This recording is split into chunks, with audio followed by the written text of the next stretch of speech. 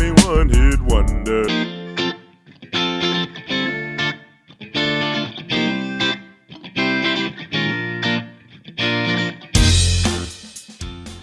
Hello and welcome to Intoxicated Masculinity, where we talk about pop culture, drinking culture, politics, and anything else that comes up. Brandon will not be joining us tonight, probably. He is doing something. He may get on and give his list towards the end, but we're not 100% sure about that. Jim is also out of town, so he won't be joining us either. But we do have Kale. There we go. And me, as always. Tonight, we are going to do a top 10 list. Today we're going to be talking about our top 10 one-hit wonders. Now, Kale, I don't know how you did this. For me, I don't really have these in any particular order. I've got actually 11. I got 10 that I like, and I don't know what order they should be in because, ask me one day it could be one thing, and another day it could be another thing. So what do you think? One-hit wonders. What are your thoughts? I went mostly with recognizability. Or recognition of them. Either like you remember that song from when you were a kid, or like you recognize a song in a commercial or in a movie or something like that. Something that went like, oh, yeah, I remember that song. I kind of like that song. Or maybe I didn't necessarily like that song, but I definitely remember that song because I heard it 5,000 times. All right, before we start giving our lists, Kale, what are you drinking tonight? I'm going high class tonight. I got a handle of Tito's, which, whoa, video. It's magical. And I'm mixing it with Gatorade because I believe you should keep yourself hydrated. That's solid advice to you athletes out there. In my mind, we are clearly the definitive word on any topic we talk about, in this case, one-hit wonders. And since we are so definitive, I believe that means we are the last word. And so I'm having the last word cocktail, which is a really great equal parts cocktail that we will definitely be talking about on the channel at some point in the near future. All right. So, Kale, why don't we start off? Do you have any honorable mentions you want to talk about? As a matter of fact, I do. Actually, you know what? Let's save honorable mentions till right before we give our number one. So hold on, honorable mentions. I've got one or two. So why don't you start off? What's your number 10? Let's see. My number 10 is Somebody's Watching Me by Rockwell. Pretty sure that's a one-hit wonder. I don't think he made anything else of any notability. I don't believe he did. And I hear it from time to time in different things, like I said, on the radio, in TV shows, stuff like that, commercials. And it's just a very memorable song. Like, that's the thing. I think that's the main theme you're going to see in my list is it's catchy stuff. It's stuff that, like, it's an earworm. It gets in your head and you're like, stop, but you can't. From 1984. Yeah. I was very young at the time. Sorry, I didn't do due diligence on the background information and fill out, year and things like that. I wrote them down because the site I was looking at to sort of come up with this had those, so I wrote them down, but it doesn't matter.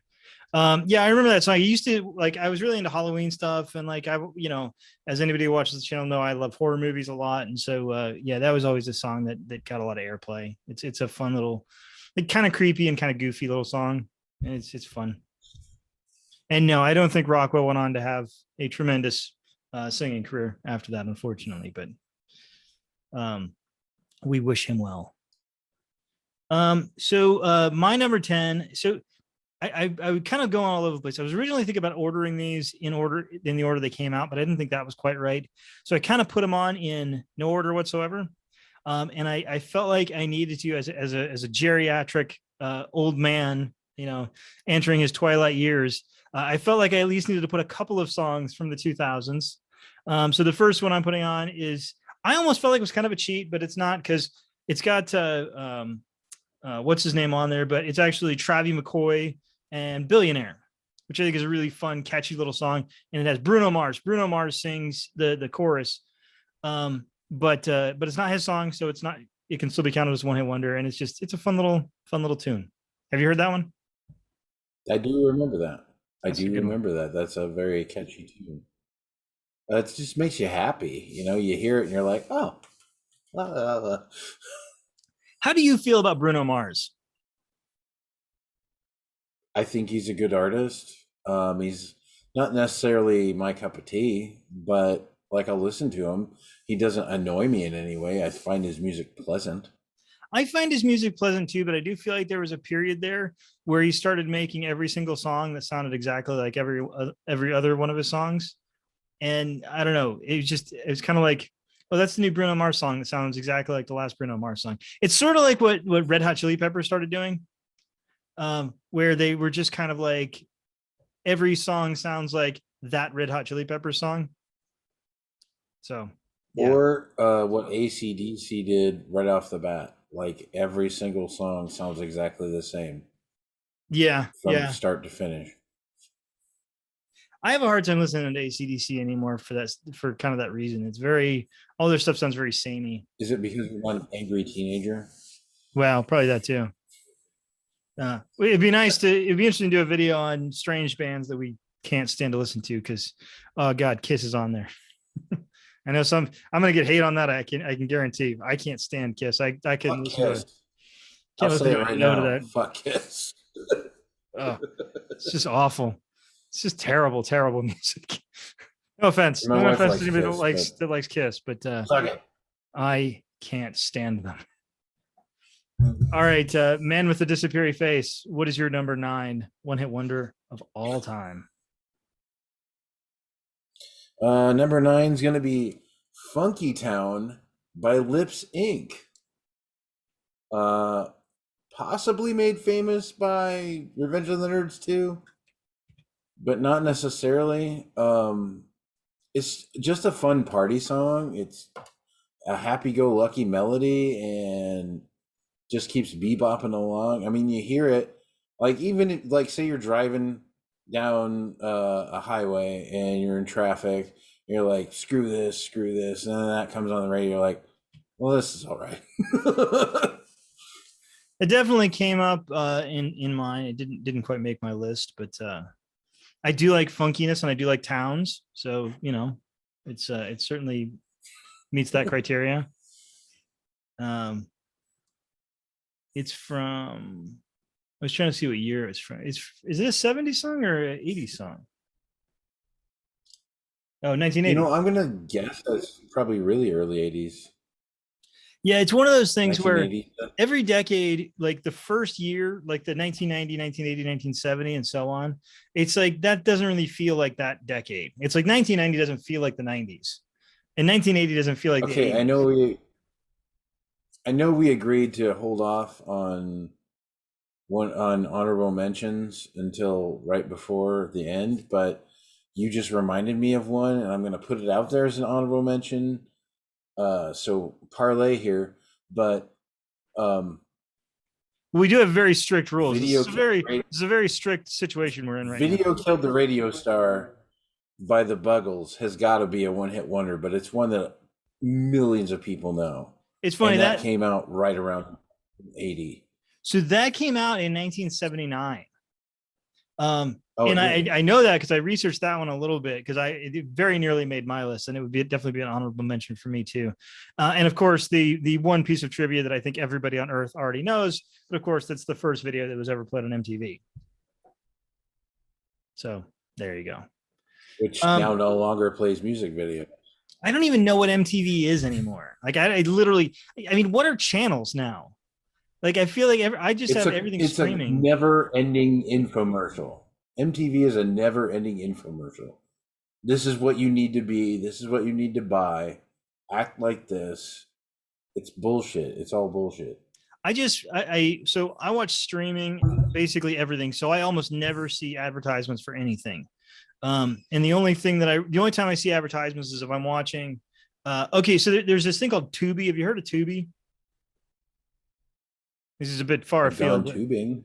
So Tubi's like this streaming channel that's free. Anybody can get, and they have movies and stuff like that. It's smaller, obviously, but it's free, but you have to put up with ads. So I'm going through since Halloween watching a bunch of horror movies, and I was going to watch the original Nosferatu from 1922. And it was on Tubi, and I started watching it there. And 10 minutes into the movie, they broke to tell me about Applebee's, and I was like, I'm just going to buy this movie on Amazon because it's worth the extra $3 or whatever it was to not have to see it. Or actually, no, I didn't have to, it was available on Amazon Prime as well because I have Amazon Prime, but like, I will literally pay you money to not advertise to me. Because even though you disavow the evil empire, you still bend to their whims. If I can like, well, Hulu, for example. So Hulu, you can get Hulu for like what, like $10 a month or $9 a month or whatever it is, or you can pay $13 a month and get no ads. Now, for me, that is the biggest no-brainer on the face of the planet. An extra $4 not to have to listen to advertisements, done and done. Anyway, so all right. Carrying on with my attempt to appear young and including a song on here that is only 18 years old, but is in the 2000s.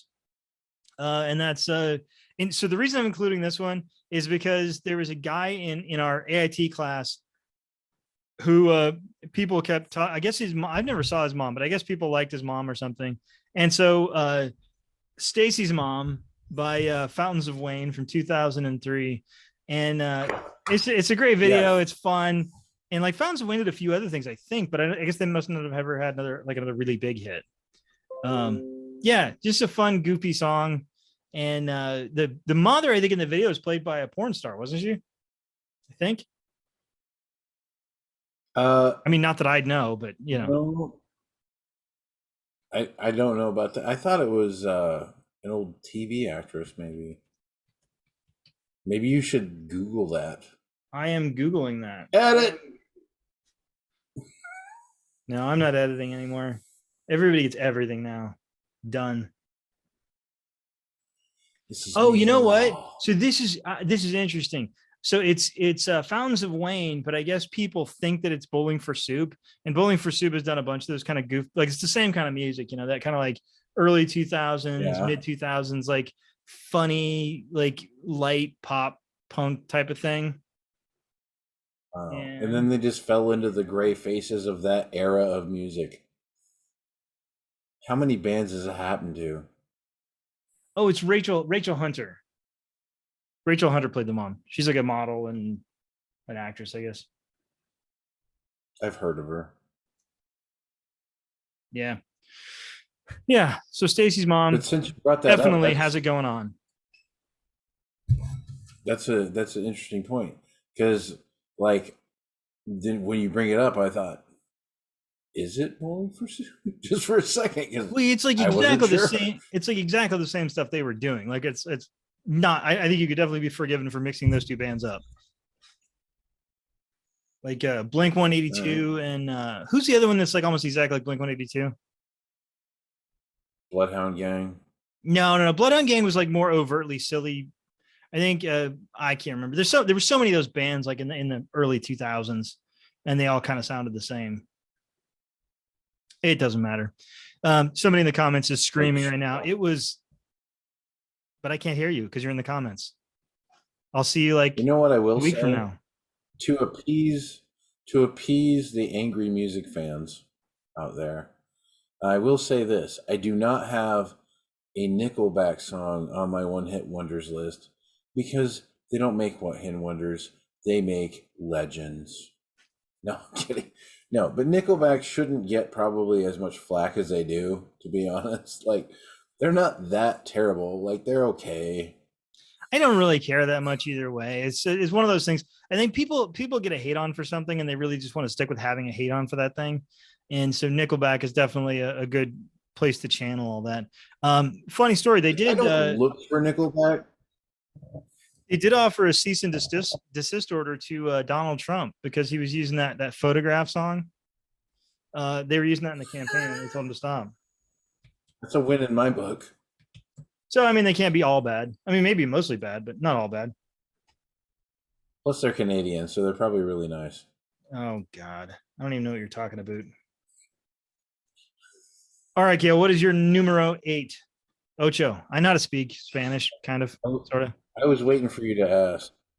Okay, and this is the first of, I will prepare you for this, a double whammy choice, because I have an honorable mention that's kind of a double whammy, but in another way. This is a double whammy in the fact that it's two different artists. So there's two songs from the hip hop genre that when you hear them, you instantly know them. No matter, I think, around the world where you are, or who you are, or what you're doing, I'm guessing most people in the world know both of these songs. One is called Milkshakes by Khaleese, and that is it about bringing boys to a yard? Yes, and it even spawned a meme that I have saved on my phone. And then secondly, My Neck, My Back by, forgive me if I'm saying this wrong, Kia. I think that's what it says. Is that all she talks about? Is her neck and her back? Is there any other parts of her body? No, she talks about some other stuff, like her foot, in her anatomy. But both like her ear or something. As soon as you hit it, boom, boom, boom, boom, boom, you know what's coming immediately after that. Get the kids out of the room. Well, I got to learn somehow. To my knowledge, neither of them have made any hits since then. Not to my knowledge, but then again, I'm an incredibly old man, so I wouldn't know. But those are both songs that, like, I just thought, I know who that is. I know what that song is. Yeah, I think it's like anytime anybody is saying anything about Milkshakes, somebody will make a joke about that song. It's just like required. And it's not funny. I like Milkshake. Oh, I love Milkshakes. Or do you mean the song or the drink? Both. I don't care. Fair enough. What flavor milkshake? Because like I feel like everybody goes chocolate, and I think they're wrong. I think vanilla's the way to go. Chocolate shake. No, you're wrong. A chocolate shake. No, chocolate. No, I'm not wrong. My opinion is just different than yours. No, and you have a right to your vanilla. We'll debate that. But I prefer chocolate. Fine, have your chocolate milkshake. I do feel like, and this is not to get off on a chit chat thing, but I think the vanilla is underrated as a flavoring. I feel like everybody underrates vanilla. Vanilla is fantastic. As far as vanilla goes, natural vanilla bean ice cream is the best of all vanilla ice creams.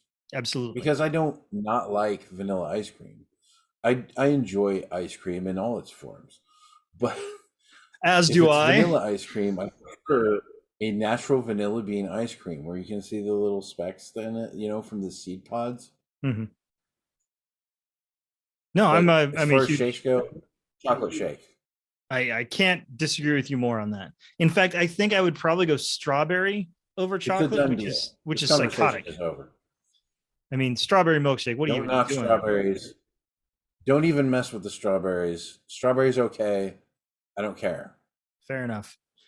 All right. So you asked for the best.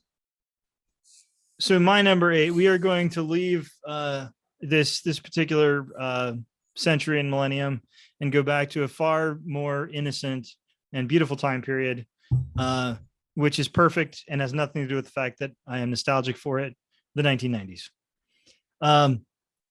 And I don't know. Well, there's only maybe 2 other songs in the 90s that compete with it. But OMC's How Bizarre, because I feel like everybody in the 90s sang that song to themselves 400 times at least. And not the full song, because nobody knows the lyrics. It's an equally recognizable and forgettable song at the same time. Well, that's my problem. It has very little substance to it, but it doesn't need. I mean, it's a pop song. It's almost not supposed to have substance, but it's How Bizarre. Yeah, but music is. And art. What is that guy's accent? Have meaning. What is that guy's accent? That guy's accent is indecipherable. I don't care. It's, you know what his accent? It's European, maybe. It's just like, it's like foreign. His accent is just foreign. I think It's we're like, delving off into a dark issue here that we don't need to discuss. I'm just saying that the OMC guy is like, I could not place his accent, and it is also perfect at the same time. It's bizarre. It is bizarre. And why is a 65 Impala convertible bizarre? Or whatever, or 69? Why is that bizarre? That's not bizarre. By the way, the lead singer, or is it rare? Paul Lawrence Fumana, who is from New Zealand, actually passed away, unfortunately, at the age of 40. It's a shame. It's probably because he never made another hit song. Looks like he had chronic inflammatory words that I can't pronounce. That's a shame, though. This is a great song. Yeah, it's not a super substantive song from the human condition. He's a good singer. That's a shame. And so now apparently I know what his accent was. It's New Zealand, which it didn't really sound New Zealand, but that's fine too. Anyway, I'm gonna stop talking about this because it makes me uncomfortable. Do you think he liked the Lord of the Rings? What do you go to have with your number 7, Kale?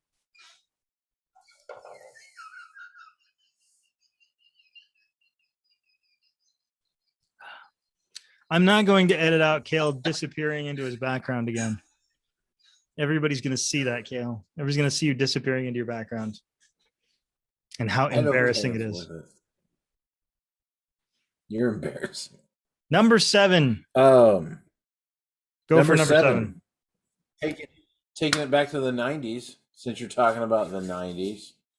What do I have to do by stabbing Westward? I don't remember that. I can't picture that song. What? I can't picture that song in my head.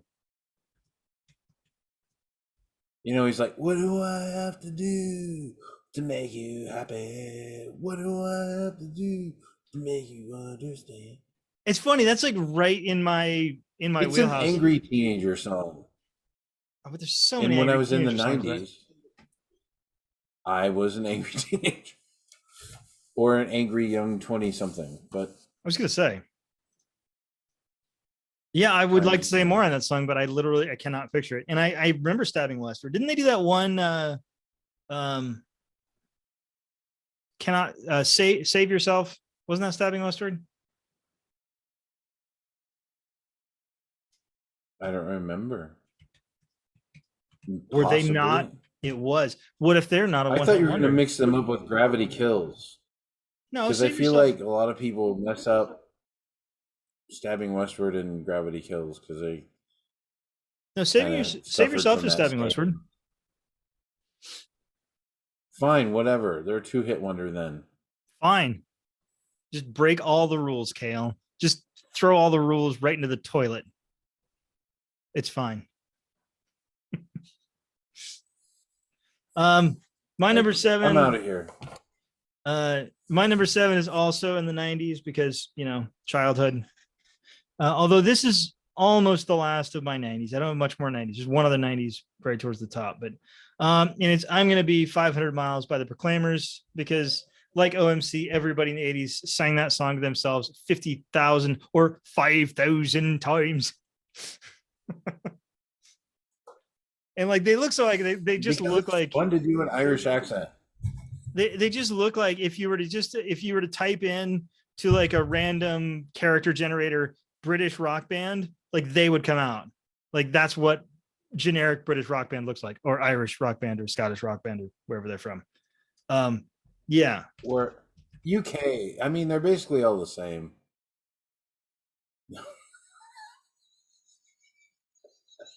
Scottish. Sorry. I knew that. I knew they're Scottish.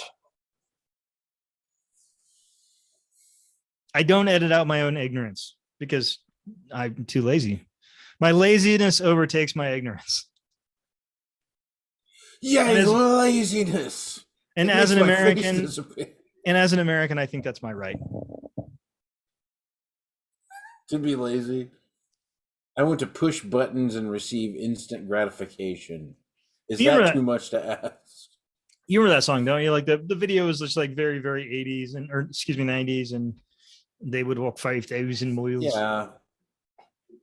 I suffered from the illness that you spoke of a few moments ago about singing it to yourself at random points in your life for no apparent reason. Just like pops in your head. What the hell am I doing?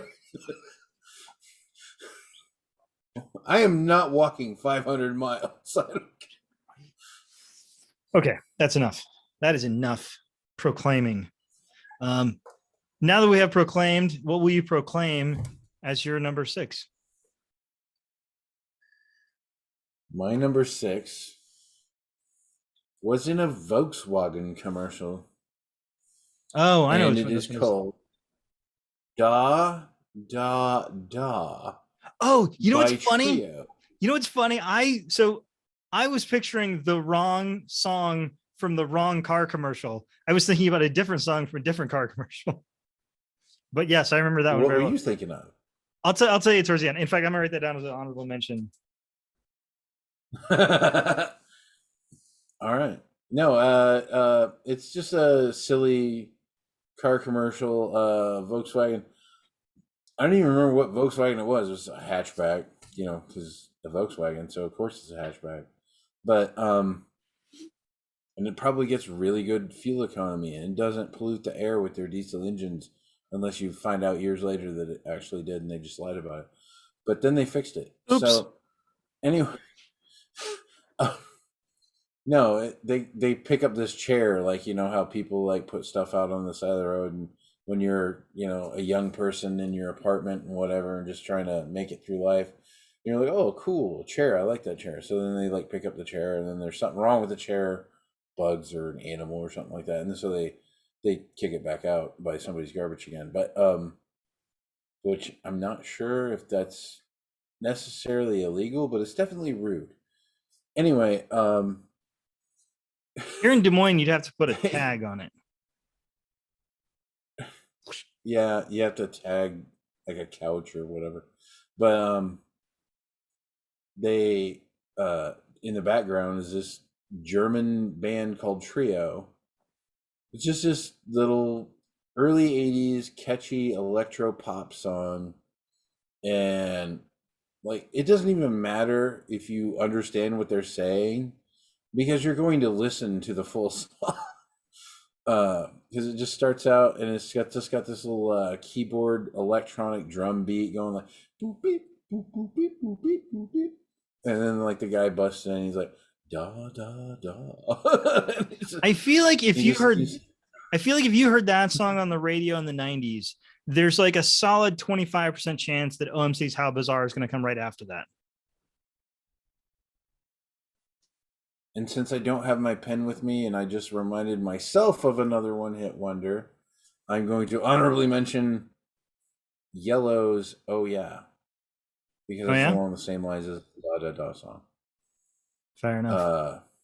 But anyway, I think that sometimes in one-hit wonders, speaking of my number 6, we don't really talk about how lyrically important a song can be. So I would like to quote the very heartfelt lyrics for my number 6, which is Uka Chaka, Uka Chaka, Uka Chaka. And that is, of course, Blue Suede's Hooked on a Feeling, which is so weird. I feel like that song has had like different incarnations. Like it was obviously popular when it first came out. Came out in 74, which I wasn't around for because I was not alive yet, but it was popular then. And then it kind of had a little bit of a rebirth in the late 1980s when Quentin Tarantino used it in Reservoir Dogs. And then it sort of had another rebirth when James Gunn used it in the Guardians of the Galaxy movie. And it's just like people sort of remembering this song that's kind of goofy, but also super catchy and just really fun to listen to. And I have a confession. Confess. I thought that was The Who. It is very definitely not. Blue Suede. So sorry to any Blue Suede fans out there. I thought that was the Who. That's why I didn't think of it as a one-hit wonder. It is I just have a one of the shame, I'm catchiest sorry. damn songs you'll ever come across. Another one that you see, well, that's I'll mention that at the end as an honorable mention, but there's another one that kind of is in the same category as that.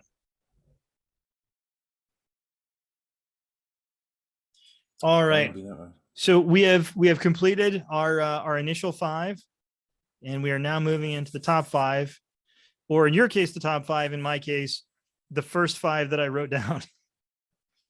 Since my list is not really best to worst or worst to best or anything, it's just kind of the order I thought of them.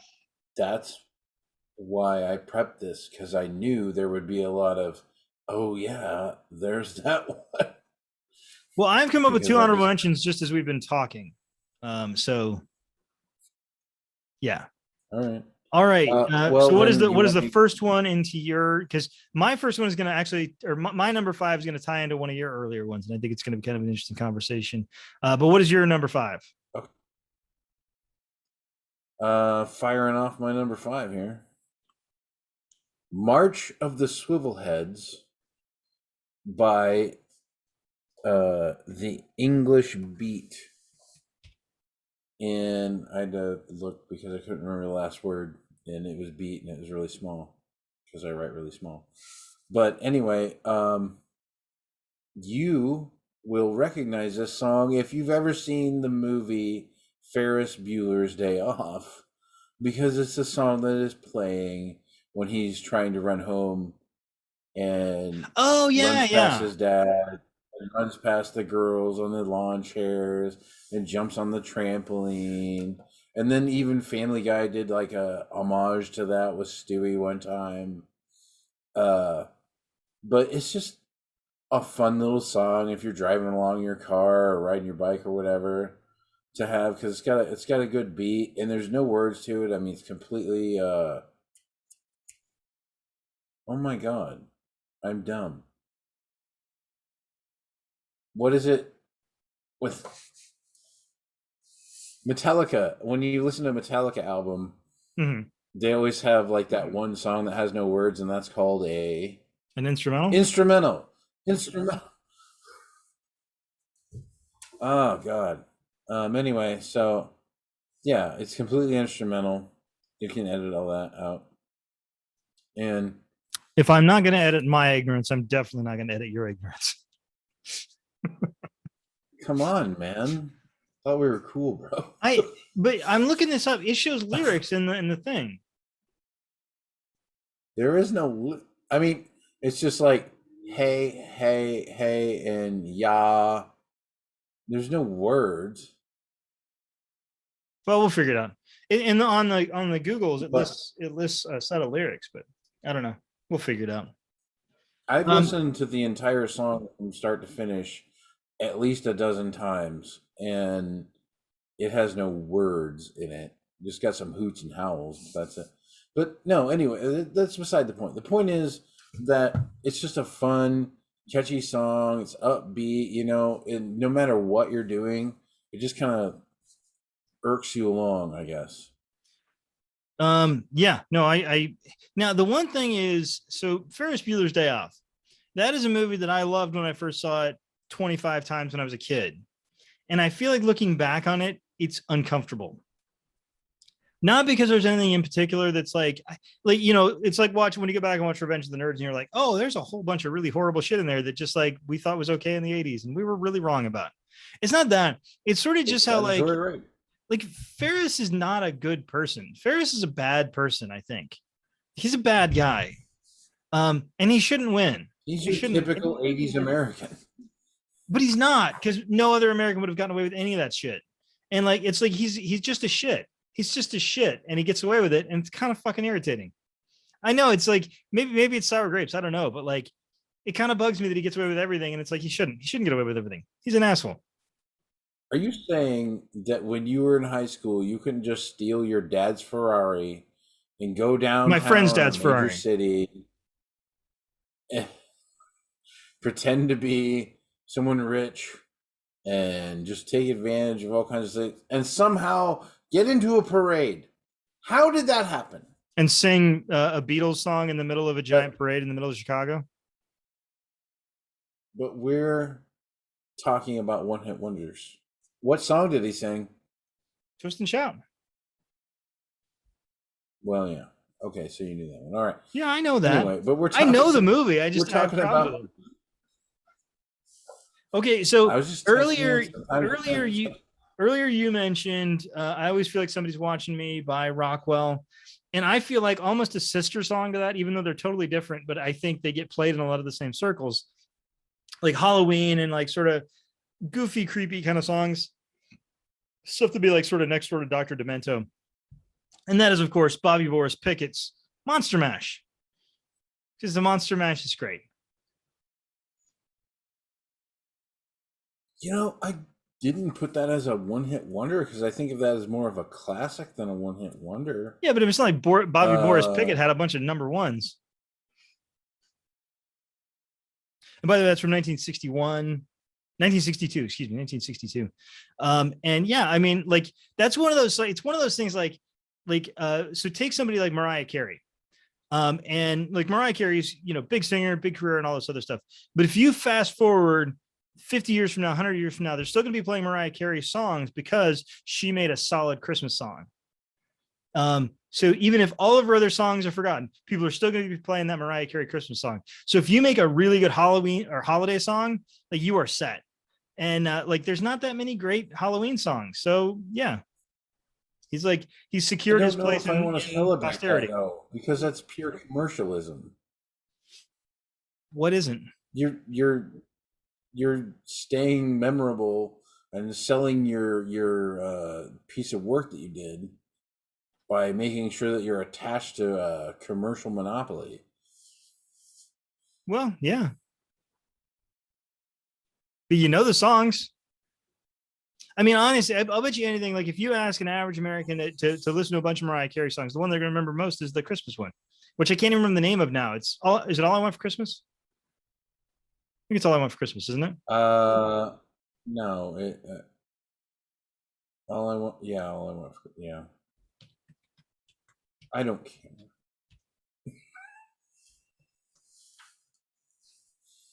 All I want for Christmas is to not have to hear that song. Yeah. I don't think it's a bad song. Mariah Carey's a great singer. Yeah. Anyway, so she's got a very talented. I'm sorry. So I can, in fact, mash. I can monster mash. Okay, how do you do it?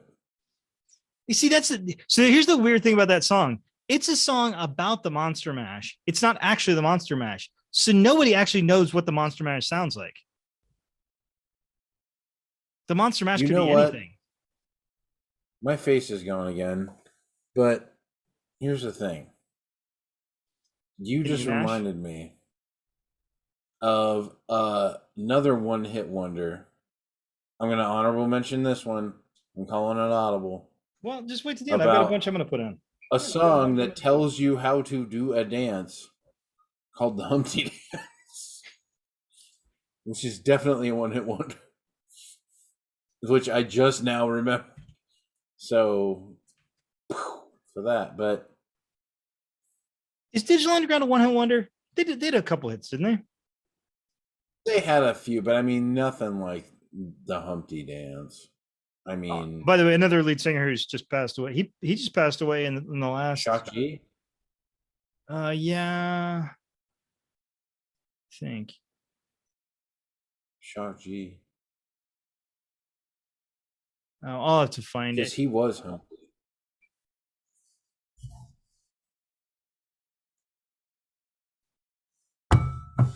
Yeah, that's right. Died at 57. Jeez. That's a shame. It's music definitely takes a lot of people too young. I think it might have to do with the lifestyle. Oh, probably to some degree, but I don't know. It's a shame. Anyways, that's my number 5. What is your number 4?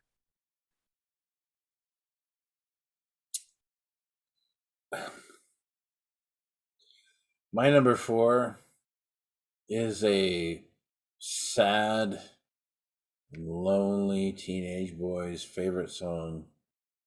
Uh-oh. I think Like I feel like I know what this what are is. what are those guys? A sad bastard song. The yeah, no. Anyway, Hold on. I want I to was trying to guess. think of I'm gonna write this what? down because I think I know what it is, but okay, what song is it? It is also from the 90s.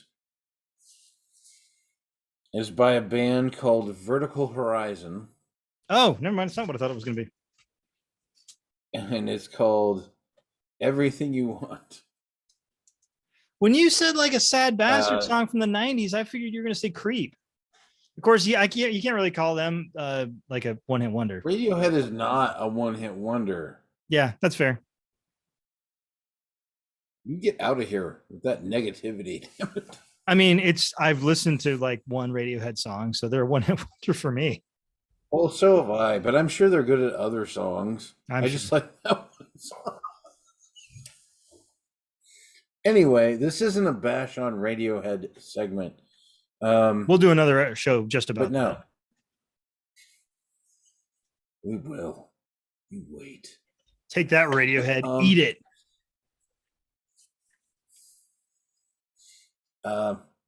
No, but it's just like this one hit that they ever had, and it was just this sad boy music of like I'm an angry rocker and I'm angsty and I'm sad because you don't notice me, but I love you.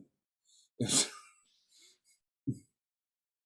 like all the poetry I wrote between like 1998 and like 2001. Yes, it's exactly like the poetry that Mike wrote between 98 and 2000. It's about that range. Little 2002 probably too. I didn't even know you wrote poetry. Yeah. It's probably good. What's the song about? I can't picture that one. You can't? Okay, well then you don't need to. Should I just picture like forgettable. Should I just picture like wearing like a black shirt and like black pants and like sitting in a coffee shop when it's raining? Yeah, except you're holding an acoustic guitar and you look like you're really deep in thought. But you're actually not deep in thought at all. No, you're like brooding and glowering, but at the same time vacant and distant. Is it that hair that like looks unkempt but took you like 4 hours to do? Like you made your hair messy on purpose. Oh yeah, I remember those fuck boys. The age of the designer jeans with the pre-hole. I remember 2000. All right. So my number 4, we are firmly far away from the terrifying era of the 2000s or the 90s or even the 80s. And if I could do a good falsetto, I would do the beginning, but I cannot do a good falsetto, so I will not. And that is The Lion Sleeps Tonight by the Tokens from 1961, which is a song that has been used in no less than 150,000 movies from every decade since the 1960s. It is just so iconic and fun and meaningless and just utterly without substance and yet still fun, which I think is sort of what you need for a good hit from a good one-hit wonder. It's just kind of, it's just fun sounds. It's just fun sounds out of the radio. Yeah, first thing I thought of when you said that was Ace Ventura. Yes, that's what I thought. Yeah. Was it the first one or the second one? Oh, God bless you, Jim Carrey. What? Was it the first one or the second one, or was it in both? It was in the second one, I think. Yeah, doesn't matter.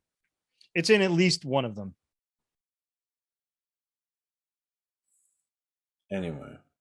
Yeah. So the Yeah, line, it's a fun song. And who is it by?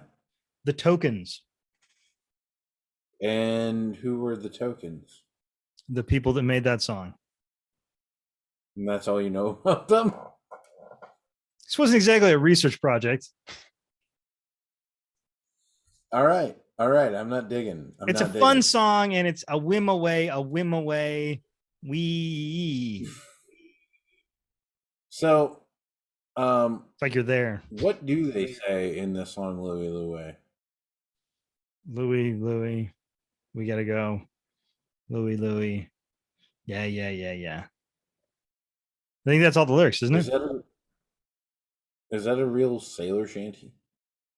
I think it's a real thing that a rock star probably farted out when he was drunk and high on pills and was just barely even coherent. He's like, Louie, Louie, Louie, Louie. And I'm sure there's a much more interesting story to that I'm just glossing over. And I apologize to all of our Louie, Louie, Louie fans. Famously covered by Black Flag It's kind of and like Henry Rollins. it's kind of like Inagata de Vida, because I think was supposed to be in the Garden of Eden, but the dude was so wasted that like he couldn't even pronounce the words right, and that's the reason for the 8-minute drum solo. Well, yeah, but that was Because also the the dude era passed of out. like that was like an era of I don't know when is Inagata de Vida. That's got to be what, like late 60s. Something like that. I don't know when acid was popular. 1968, late 80s. And that's sort of where you start getting into like the guitar hero kind of people where it's like, and obviously that's drum solo, but same thing. These musicians, they were just like sort of ridiculously self-indulgent, but they would just stand on stage and just play a solo for, like 12 minutes or something. And it's like, fuck off with that. Come on. And then set their guitar on fire. Well, that was Jimi Hendrix. He can do that because he's Jimi Hendrix, but nobody else. Yeah. Louie Louie. So is Louie Louie your number 3? That's your number 3. No, I said The Lion Sleeps Tonight. No. You brought I up didn't Louie say Louie. Louie. I was saying that it's like that. Oh, I thought you were saying Louie Louie was your number 3. No, my number 3 is This shit is going off One the fucking rails. I'm Headlight. telling you. My number 3 is One Headlight by the Wallflowers. Which is And a they great made song. a big deal because he was Jacob John Dylan. Lennon's son, I think. No, Bob Dylan's son. What? Bob Dylan's son. Okay. All right. Well, anyway, and I like the song. It is a good song. Yeah, it's solid. But just like he made that, the band made that song, and he just never did anything else. But it's a good song, and that's why it's a really great one-hit wonder. That's why it's in the top 3. Well, I think when Because you're Bob it's Dylan's son, memorable. you don't really have to do Yes. a lot. Like you can probably skate by when you're Bob Dylan's kid. That's kind of a kick in the nuts, though, because if you're just born that talented, why not use it? Why not share that with the world? I mean, it's just kind of so lazy to not be like, look how easy it is for me to do this great thing that brings people joy. And then I just don't want to do it. Yeah, but it's fine. I mean, maybe they just wouldn't have caught on. I mean, that's the other thing. Like the music industry is pretty damn unforgiving. And I mean, you could be a good band. I mean, you could be super talented and it doesn't necessarily matter. If you write a song about fucking, I don't know, all the other shit we've talked about, that's like maybe totally lacks substance and it'll sell 8 million records or, whatever. And then you can write something that's great and people are like, I don't like it. Fickle bastards. Yeah, no, One Headlight's a great song. I really like that one. Unironically, I think there's a lot of 80s stuff that you sort of like ironically, even though it's not great. I think what's a good example? Well, like Blink 182, that kind of Sophie B. stuff. Hawkins. Huh? You're weird. Sophie B. Hawkins. But a lot Crystal Waters. A lot of especially the pseudo punk of the late 90s, where it's just kind of happy-go-lucky fun times punk music, and it's like that's stupid, but I'll listen to it. Like I'll listen to Sum 41. I didn't necessarily mean it's like good. Because who doesn't want to be happy? I mean, if it makes you happy, then that's the key. It's music. That's the point. All right, so my number 3, we go back to a decade called the 1980s. I knew I wanted to put, like, I was listening to a thing about like the top one-hit wonders of the 1980s, and I was like, well, that's my list. It's just all the ones from the 1980s, because those are for some reason, those are the one-hit wonders that I remember more, even though I sort of grew up more in the 1990s. And so I had to pick 2 from the 1980s to sort of be representative. And I think the first one is good. And I didn't know this. This is actually a cover. I didn't know this wasn't the original, but it is Soft Cell's "Tainted Love." Just because it's sort of representative of all that new wave one-hit wondery goodness. Your Flocks of Seagulls et al. And all that other new wave stuff. I think "Tainted Love" is probably maybe the best song that came out of that. I mean, there's a whole bunch of other good ones, but I guess I find that to be the most memorable. I get the era that you're talking about, because I do distinctly remember liking some of that early 80s techno stuff, the like Devo, Talking Heads, that type of thing. Well, Talking Heads is a little bit different, I think.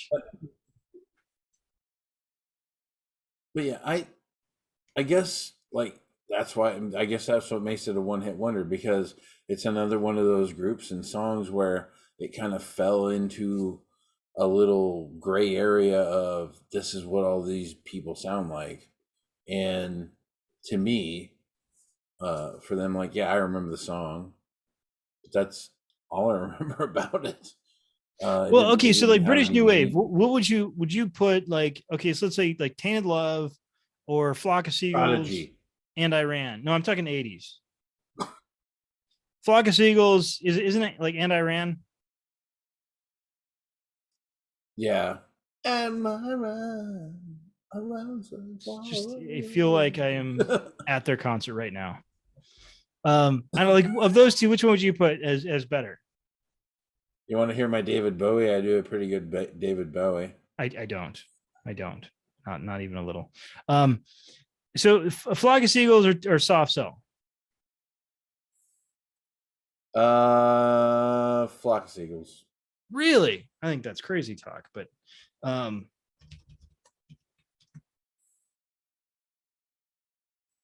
well, maybe I'm crazy.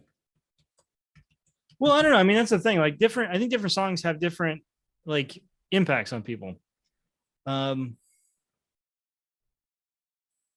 another one in the same era would have been, I mean, You Spin Me just Around." the name Soft Cell. It's like, look, here we're like, here, bro, we're making this song. Listen to it or whatever. Well, you like Cars, because the Fear Factory did that cover of Cars. Yeah, but That's like the same thing. It's like the same era, same genre and everything. Or "You Spin Me Right Round." I never liked Tainted Love. I never liked Tainted Love because of the message that it sent, to be honest. You just like loving taints? I do love taints. Don't judge me. All right. Kale, why don't we go ahead and just move on to the next one? Let's move on to your number 2 and stop talking about taints. I don't know why you always bring up taints every time we have a conversation. How come every time we go from taints, we have to talk about my number 2? Okay, fine. I'm gonna edit you out of this entire episode. I'm just gonna keep everything I said and everything you said. Because you can't see me. I'm like John Cena up in this. Oh, did you see they're doing anyway? Peacemaker? If John Cena, Peacemaker's getting his own little series on Max. I don't know. Whatever. Which I don't have anything against John Cena. I think he's an okay guy, but like, it's kind of like he's the next Rock. Like, here, let's just dump that down their throats. For the next 8 years. it's just Speaking of like, which, the new okay, trailer for Black Adam just came out, starring Dwayne The Rock I know. I Johnson. saw a production shot of him in his costume, and he's like hovering above us, like a, I don't know, collapsed overpass or something. Well, I mean, Black Adam's like super powerful. Like he's somebody who could go toe to toe with Superman. So, Well, he be must interesting to be see if what he's they The Rock. The Rock is a superhero before he was a superhero. Now he's double superhero. I'm pretty sure he can bench press an aircraft carrier now. we'll put it to the test. I'll get his people on the phone. I know. Next Plus, episode, we will have I guess Dwayne The Rock Johnson a pretty on our show, bench pressing an aircraft carrier. So be sure to tune in. Yes. It's a model I built. Don't get your hopes up. And instead of The Rock, it will just be a Rock.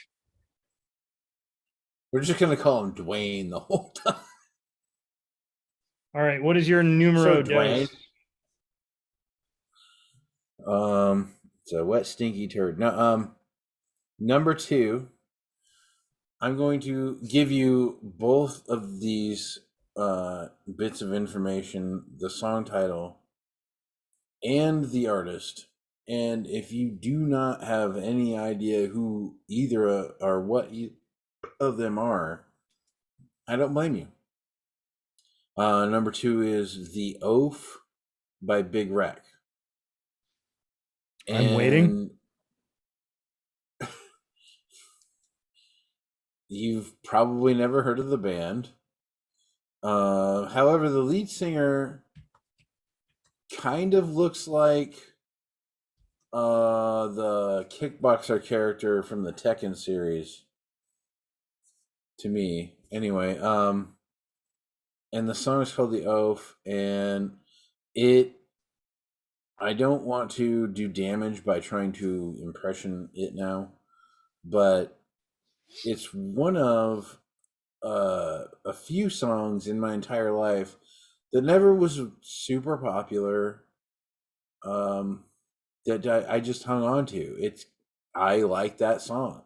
I don't know why I like that song, but I like that song. So All right. So I paused briefly so I could watch the video for Big Wreck, The Oaf. And it has rung literally 0 bells. I have never heard that song or heard of it in my entire life, but I'm glad Kale likes it. And he has my 100% support in liking that song that I've never heard of. Thank you, man. My face is despair. All right. So there is a great clip. And I'm going to see if I can't clip it in, see if we get mad. There's a clip from Scrubs that sums the song up perfectly. It was a Beavis and Butthead video, which we all know, it's just great. So it is, of course. What if we have a son and he wants to take dance class even though all his friends are playing football? He can dance if he wants to. He can leave his friends behind. Because his friends don't dance, and if they don't dance, then they're no friends of mine.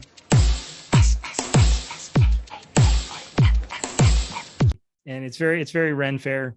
But like it's got a great little synth thing in there, and it's got fun lyrics, and it's a blast. I love Safety Dance. Safety Dance. Very Ren Fair. I think that is an appropriate comment. Well, yeah, it's like there's that kind of. Yeah. They're all wearing like breeches and drinking grog and shit. I don't know. It's a fun little ditty. It's a ditty. It's a damn ditty. You can dance if you want to. You can leave your friends behind. Because your friends don't dance, and if they don't dance, then they're no friends of mine. Okay, that's no friends of mine. Now, Safety Dance is great. Out of this video. And it is very it was a good one on Beavis and Butthead. I can't do it.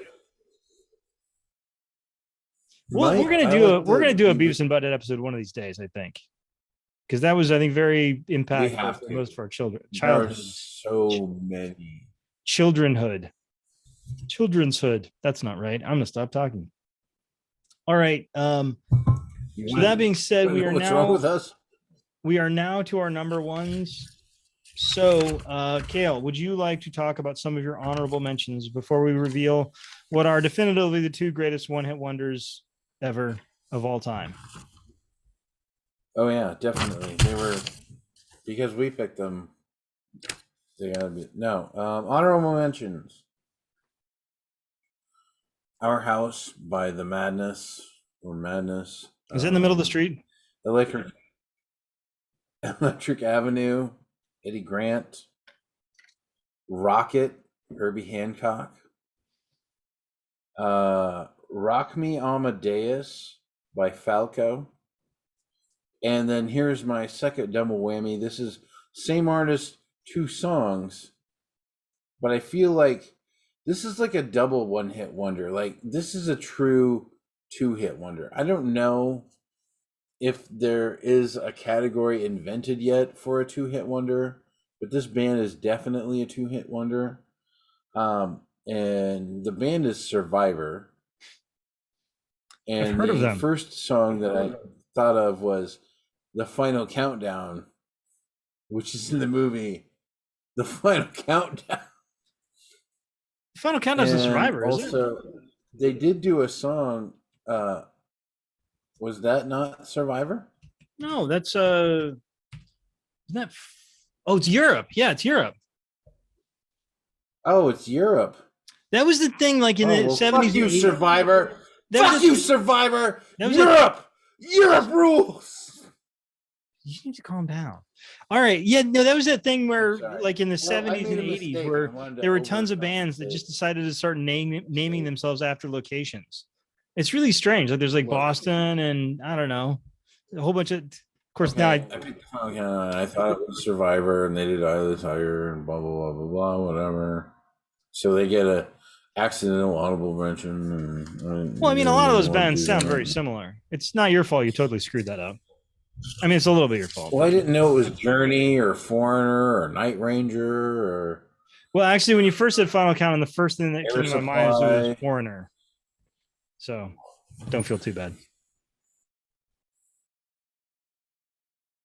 So you're green. So your last two one-hit wonders are Survivor's cover of The Final Countdown and Survivor doing. It was not Survivor. It was Europe. Was it? You said it was Europe. It is.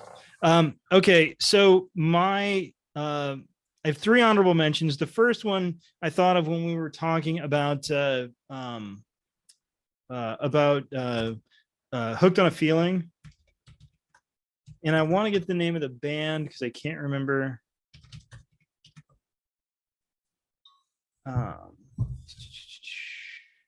Okay, it was the Spinners, Rubber Band Man. They did that in Avengers in Endgame, I think, and it's really good. I listen to that song all the time now.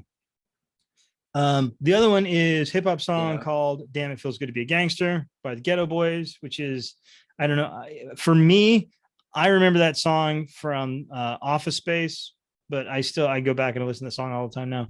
And the other one is back at the very beginning of the list, when you were talking about a song that you liked from a car commercial. And I totally thought I knew which one you were going to mention. You ended up mentioning Da Da Da from a Volkswagen commercial, but I was thinking Days Go By Dirty Vegas, which was in a, what was it? Lancer commercial, Mitsubishi commercial, wasn't it? Mitsubishi. Maybe it's either Nissan or Mitsubishi. Yeah, but I remember the commercial. It's a silver saloon or a sedan, and yeah, they're playing their song in the background, and like they're looking at something, and they drive off. Because in the video, it must have been somebody breakdancing in front of like a cafe or something. Because in the video, that's the theme of the video, is that this guy comes and dances in front of this cafe thing every day. Oh yeah, that's right. That's in the music video, but then the commercial, I think it was like kind of the same but a little different or something. And they're driving the car. I think it's a Lancer. I could be wrong about that. I'll post a little correction at the bottom when I get into the editing process and tell you exactly. I think it was a Mitsubishi I though. feel like the point to take away from this is that we remember the song more than we remember the car. Well, yeah, definitely. But it was a cool car. I remember it was a cool car. So I think it was either a Mitsubishi. This Maybe it cars wasn't are Nissan. cool. Cars. Yes. All right. So Kale, Sorry. would you like to go ahead and give me your number one hit wonder of all time?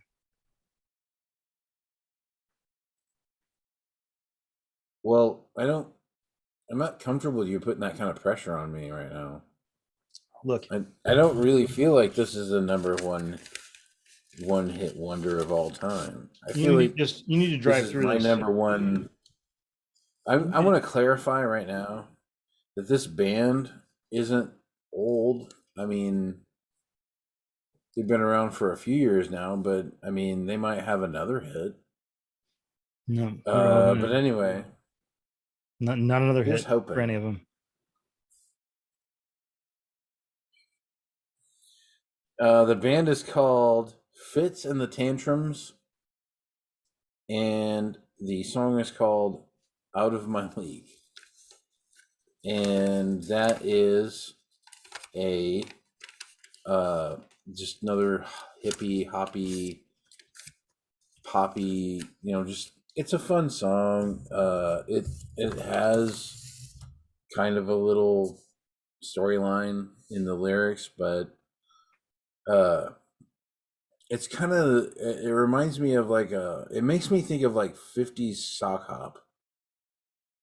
Not Fair enough. because it sounds like 50s sock hop, but because it makes me think of that beat of that bump in Just like just- that. sorry. It's a good song. It's fun. I like it. No, Okay, I'm not trying to end be of cagey or story. anything. I don't I know just how have- else to- I haven't heard it myself, so I can't really You say. already pressured me. Just remember, if you were wrong, then you've disappointed the entire world. And you're going to have to just sort of deal with that. Well, I'm used to it. No, it may be a very good song. I have not heard it. I will listen to it though. It's right up here on my screen, and I will watch it after we are done. My number Don't one. do it. We're going back to the most perfect decade that has ever existed since all humans existed, which is of course the 1990s. And I am not picking this because it is the best combination of a band name and a song name. However, it sort of is. It is Chumbawamba's Tub Thumping, because it's great. I'll just let that sink in. Tub Thumping by Chumbawamba. And you know what? I bought that because it's actually, so it's a one-hit wonder here in the States, but they actually were a pretty well-established band in other places. And I bought that album. I thought that album was actually pretty good. Like I like almost all the songs on it. I mean, it's kind of like, it's very sort of 90s poppy punk kind of stuff, but it's fun. It's fun, and I enjoy it. It's definitely an anchor in that genre. Like, it's one of those songs when you think of poppy 90s songs. Oh yeah. And getting drunk. Well, who doesn't do that? Yeah, it's a fun song. I don't know. There's a million other ones. For as you're watching this, please put below all the one-hit wonders that we did not mention, because there's a jillion of them. The earliest one-hit wonder song I have is "The Lion Sleeps Tonight," which was 1961, and there was obviously already a ton of one-hit wonders by the time that song came out, so we didn't go back super far. Okay, what was the earliest one-hit wonder you had on your list? Earliest? Yeah. As your face dissolves into a Jack Daniels bottle. Both literally and metaphorically. Not uncommon. Not uncommon. But it's not Jack Daniels, because look, if you drink Jack Daniels, it's fine. I don't have anything against it. Just it's not my thing. We might do a Jack Daniels tasting at some point. I think that'd be interesting. Go ahead though. I'm sure they make some wonderful products. All I remember is Jack Daniels on my face right now. How ironic is that? And just my 20s and not knowing anything about alcohol. But anyway, I don't know, probably